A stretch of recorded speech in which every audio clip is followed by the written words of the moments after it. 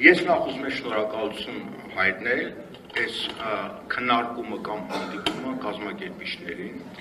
ինչի համար, որտեղ շատ կարևոր է, երբ որ հանրությունը կարողանում է միմյանց հետ խոսել,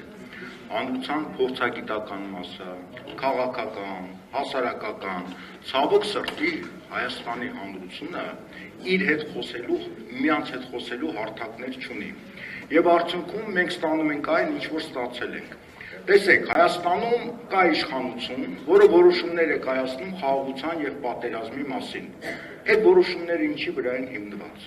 ինչ վերլուծությունների վրա են հիմնված, ինչ սցենարների, հնարավոր սցենարների վրա են հիմնված, ինչ որ մարդ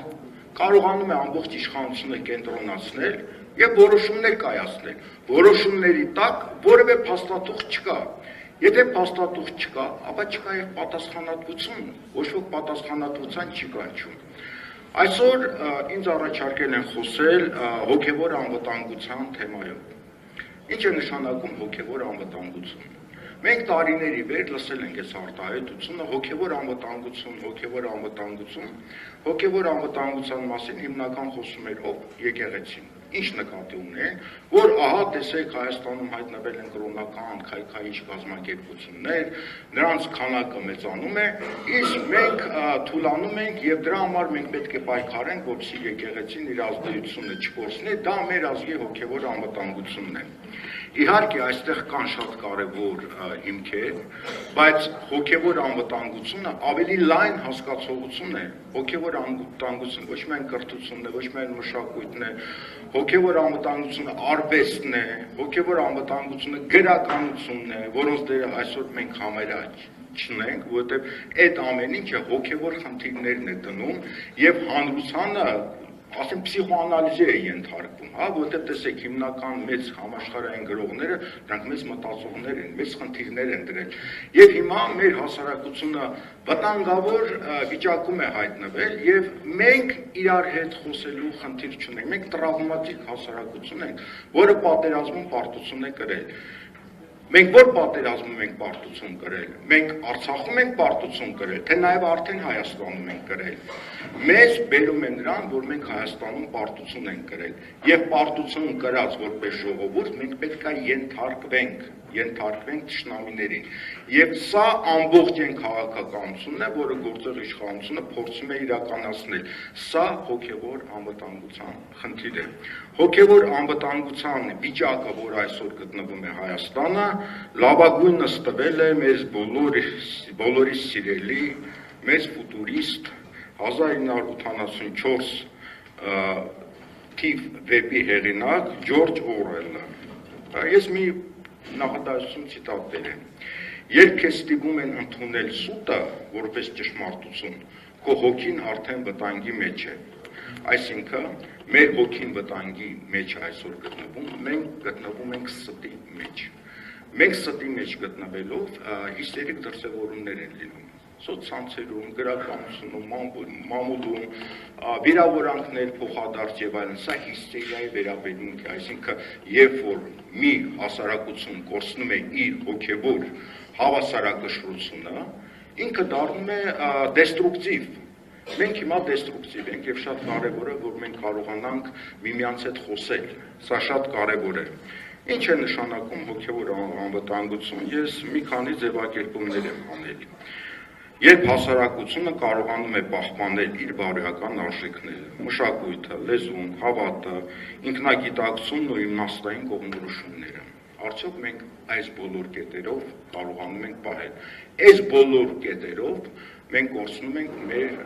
հոգեվոր անվտանգությունը, որտեղ հոգեվոր անվտանգությունը այն է, երբ որ մենք հասարակություն ենք, այս հասարակությունը ունի ինչ-որ արժեքային համակարգ եւ միմյանց հետ կարողանում են շփվել։ Ինչի մասին են կրոնները։ Կրոնները միջանձնային հարաբերությունների մասին են։ Պատվիրաններին չասեմ, մի գողացի, մի շնացի, սուտ մի խոսա,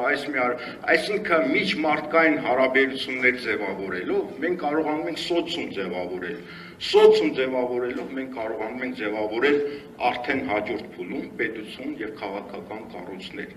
Մեր սոցիումը հիմա ջարդում են։ մեր բոլոր արժեքային համակարգները ջարդում են, եւ մենք չենք կարողանում դրան պաշտպանվել, մենք չենք կարողանում ոչինչ անել։ Մյուսը ինչ է նշանակում հոգեվոր անվտանգության, ներքին հավասարակշռության, իմաստի նպատակի զգացողություն, հոգեբանական դիմադրողություն մանիպուլյացիաների, ծայրահեղ գաղափարների քարոզչության նկատմամբ, մշակութային շարունակությունը, սերնդից սերունդ արժեքների փոխանցումը եւ փոխանցումից բացի դու պետք է նաեւ զարգանաս, այսինքն ժամանակակից իրավիճակին կարողանաս քո պատասխանը տալ։ Մենք որպես սոցիում, որպես ազգ շատ վտանգավոր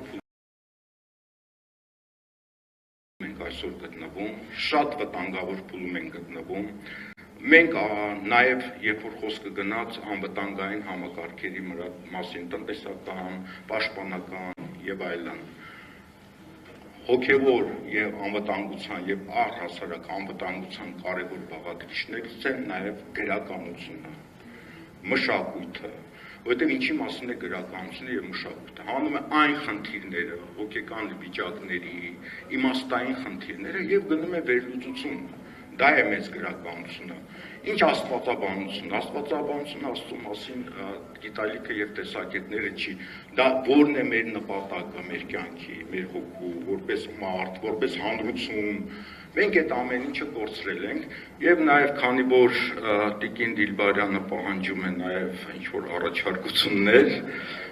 շատ կարեւոր է, երբ որ մենք խոսում ենք ազգային անվտանգության մասին, ռազմավարության եւ այլն, շատ կարեւոր են նաեւ այն խնդիրները, թե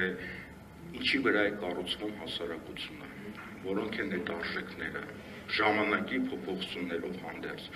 այդ արժեքային համակարգը։ Խոսքը գնաց ռազմական անվտանգության, այդ ռազմավարության մասին։ Օրինակ, Միացյալ Նահանգներում այդ ռազմավարությունը հենց այնպես չեն գրում։ Տակը դրվում են հանձնաժողովներ, որոնք ամեն մի հոդվածներ սկսում են իրականացնել։ Տակը դրվում է բյուջե, եւ սկսում են կատարել